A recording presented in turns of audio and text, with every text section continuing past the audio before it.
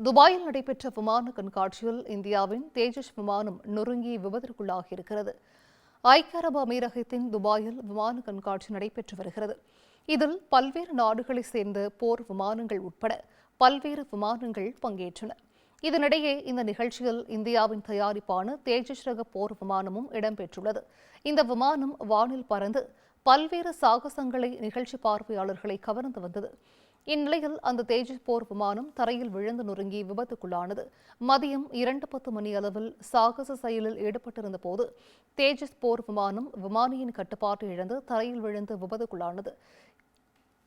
மேலும் விமானத்தை இயக்கிய விமானி உயிரிழந்ததாக தெரிவிக்கப்பட்டுள்ளது.